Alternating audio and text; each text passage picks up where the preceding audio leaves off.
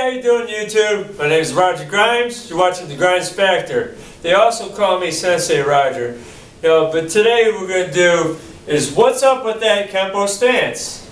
I know some of you guys see the title Karate up on here. You see Tracy's Karate right here. A lot of people, well, I'm just going back to my other channel, Shodan1197. My most popular video. It's not even my best video, but it's got over 1 million hits. And that video I titled Karate for Beginners, Lesson 1. Now that's my most popular video in that whole series. I just did that. I put karate to generalize it. But the problem, and here's the thing, is a lot of people see karate and then they think that, one way with the real deep stances and things like that. I didn't do that. I had people bashing me about that, and I was like, what's wrong with my stance? It's not that bad. Then thinking about, oh, I titled it Karate for Beginners, not Kenpo for Beginners. That's why I started going to that. But what's up with our Kenpo stances? We don't do deep stances too often in the Kenpo practically with our techniques. I got a couple techniques set up here, but I'm also going to go through a couple, like a Hardbow stance, a Softbow stance, and what's the purpose for that? What's that for? But karate means empty hand in Japanese. Well, Kenpo is Japanese and Chinese. So if we use karate on it, it is empty hand too. We didn't come, the Kenpo did not come with all these weapons here in this country. We didn't learn katas or anything, it was just hand-to-hand combat. So it was empty hands. So that term does go with it, but it's not typically what a lot of guys think of when they hear that. But that's enough of that. Let's go over the stances here. I got the tape on the floor for a reason. Fighting stance, you want your heel be on one side, toe on the other side. You see I got tape on my toe too because I hurt my foot earlier.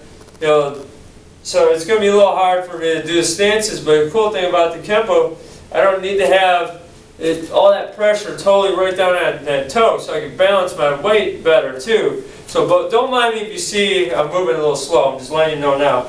We want a heel toe. I don't want to go too deep, it's hard to move from here, from the Kenpo. I can move into that if I want to for more power, but the thing is I don't need to. So I got heel toe, see my legs are kind of, I'm going to even go like this for you. See how they're not too far apart? I'm going to go like this. That's harder for me to move when I have it closer together. So here's our basic fighting stance. Put my hands out. Here's I like to do is turn my feet a little bit more. I don't want to be too sideways because I can get ran over easier. Here I can deliver a punch faster. I can go to that bow stance, which we're going to get into. Alright, now, hands out, I like to point my guns towards them. I don't want my hands up in the air, point them out like this. See, I'm not too far apart, it's easier for me to move. Alright, now we're going to go into a bow stance, the hard bow stance. The idea here is shifting your weight, not onto the knee, right here. So if I'm like this, see my weight isn't shifted way over here. I'm not trying to be down here like this to hit somebody. See, I can do this stance even with the hurt toe down here. It's harder for me now with my toe hurting, but I can still do that stance. Now if I did it up the other side, it might hurt that foot a little more because it's putting all that pressure there. But the thing is, I don't have to go that far to get that power. So I can come in here, that knee's bent, my weight is here, I'm not all off balance, I'm right here. And see, the thing is, the heel toe, same thing. I'm still turning the hips, weight here, there's my punch. See, I'm here, turn. I don't want to turn and punch at the same time. Back in the day, I used to think these guys were so tough. They would come in, I punch them, I get thrown back, I go off balance. I didn't realize my stance was bad. They're charging in, I'm not hitting them with the right stance. So with that hard bow stance, that's for power. You're going to hit that guy quick. If I turn too early, I'm going to get crumbled backwards.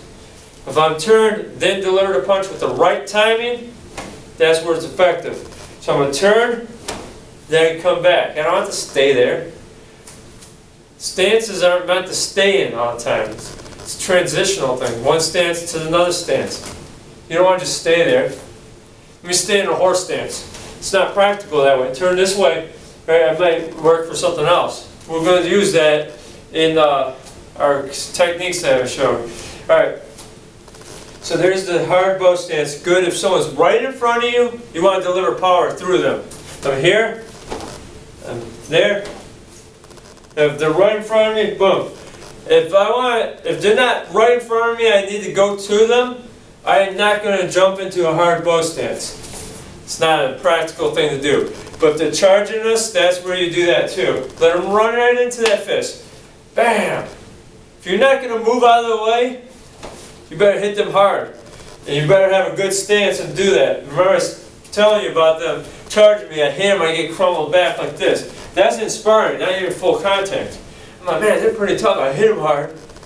No, I didn't because I didn't do the right timing. If I did the right timing, I would have hit them hard. Because I tried too.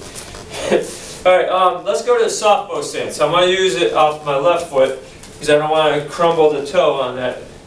So at this point here, the softbow, see when I'm here, I'm lifting that heel off and bending that back knee also. So I'm here. Now, here's the use about this. If someone's right here, yeah, that's fine. But if someone's charging me, I'm going to crumble back. And it's not a strong stance that way. I've been going over this with the students in my studio here. But the thing is, I asked them a question. After I did this, I showed them. I had them hold their hand out, went into hard bow stance. I didn't even have to have them go that deep. Actually, sometimes when they went that deep, they moved easier. But when they went to a good, Kenpo stance where it's not that deep, I'm here, and I had them hold there. They're pushing on it. And where I was pushing on them, I was like this. Some of them were just kids too, pushing kind of hard. And I told them, all right, soften that up. Go to the soft bow stance. One hand, moved them. Big men too. I had a couple of big students I did that with, moved them. And I was like, well, which is the better stance? They go the hard bow. I was like, why? Because it's stronger. Yeah, but sometimes you need the soft. It's still going to hit some power. Now, here's the thing, if someone's charging you, don't go to soft bow. It's not going to work. You're going to get crumbled back, lose balance. You're not going to have a lot of power to your punch in the first place. These are going to come running in and jamming you. That's why you need to harden that up there. All right, now here, soft bow. Move forward, then you can bring that in and deliver. Again, pivot those hips. So I'm like this, forward, turn, put the heel, or the toe down, the ball of the foot, the heel up, then I deliver my punch. That's the use of that. So what's that stance for? What's with that stance? That's what's with that stance. Alright, now we're going to go into the technique 7 swords. Or I call it 7 S words. I'm just messing around. Alright, here we go. So let's throw a punch. I'm going to step. I go in that horse stance here, so I'm in the fighting stance, but block. I call this an active fighting stance. So here we go. Step. Get the knees bent. You don't have to be down in here. Now look, you're moving slower. Come up here. Just bend them though. Don't stay with your legs straight and bend the knees a little bit. Let the muscles take over. That's where you get balance and your strength from. Right there. Now you do the full inward block. Don't stop it here. Bring it across your body. Now chop right here. At this point, you can chop with just the arm, or you can turn into the soft bow stance or the hard bow stance. Either way it works. Boom, boom. You can go into the horse here, block. Turn to like a hard bow stance, soften it up here. Now come back. There's your spear hand as we do in the technique where we do the punch. Move out of the way, rake, chop, chop. So here we are. Step, block, chop, palm. Here, move. Now if I try to do deep stances with our Kenpo, I'm going to show you the difference here. I'm going to do it fast first with the normal way. I slowed down at the end because of that toe again. Remember, I told you it sucks, it hurts. Alright, here we go. I'm stepping in now with the deeper stance. Okay, it's harder for me to move. Yeah, I'm using the punch because I'd rather punch than spearhand somebody. Oh, did I change the Kenpo? Did that change it a lot? No, not really. Still works, doesn't it? Block, chop, palm, boom. Solar plexus. But you see the difference I was talking about, right? Is here, I can move quicker. I can move in and I'm all over the place. Let's tell the truth. Are you ever going to use this much of the technique? I doubt it. I doubt it. But the practice of it, keep it going, you can get moving. There is our 7 swords. Another move I like, we're going to use a little bit deeper stance on this one. It's called Clawing Panther. Again, we're stepping out. Here's that bow stance. Block. I'm not that deep yet. I told you to get the deeper stance, but not yet. So block. The double push, bridge hand. Crescent step, so it's cat, step. Here, elbow, now drop to the good horse. Now what you're doing is pushing them back like this, pushing them right to the floor. Drive them down. Then you slide in and stomp on them. So that's one of our moves. But yeah, if I went down like this, that may work. I mean, you may be able to get that, but this is so quick and smooth. That's where you're getting them. You're hitting that arm in a way that you're moving their head forward. Let them run right into that. So you're coming up here, down, right there. So I'm here.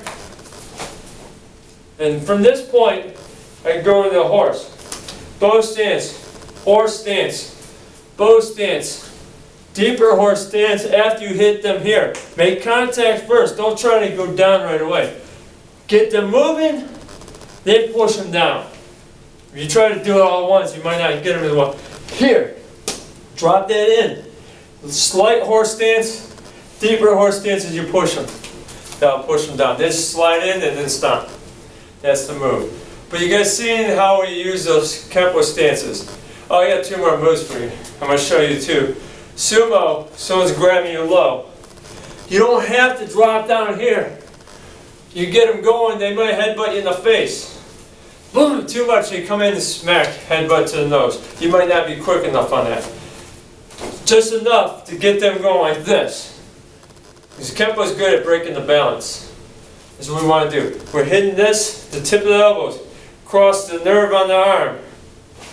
And then I like to add is a little hit them right here. Al Tracy calls this the ox jaw. I hit that right on the arm. So I go in here to here. There's a spear hands right to the throat as they're coming up like that. Now move forward, elbow, turn. Here's that soft bow. We call this the reverse bow stance. Is where you put your heel down and reverse soft bow. And then you pull in, back kick. We like to do the soft bow because it's easier to throw that kick. I'm going to kind of keep it cool on doing the soft bow right now and the kick on this. Because even from this point, I'm going to have to balance on that foot to kick. I'm going to skip that a little bit. Alright, so we're going to step over. See, I'm here. I don't want to go all the way down here.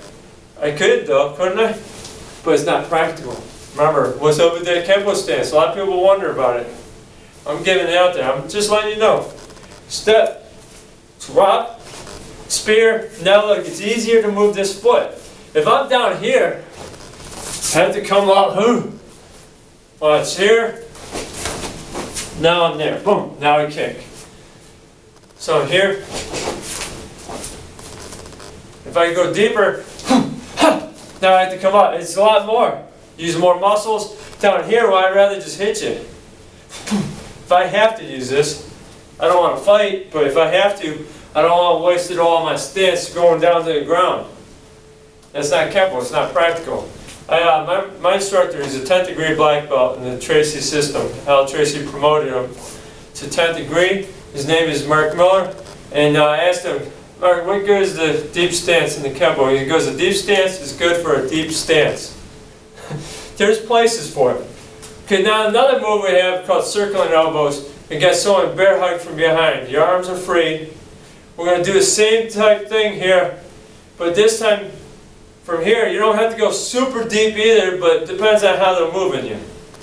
And this time, instead of stepping left, we're going to step right. We're going to drop to the horse, elbows, hitting the top of their arms, but that's probably not going to get them to let you go. But one thing it's going to do is it's going to make it harder for them to lift you, because now you're dropping your weight into them. If you go too low, you might not be able to get around that leg. But if they're kind of wider base, you might have to step over a little bit more. Boom. Then come out. Pull this foot in. Now if you just do like this kind of stance, you could trip them on that leg and it'll probably fall or trip, stumble off the side if you didn't hurt them enough.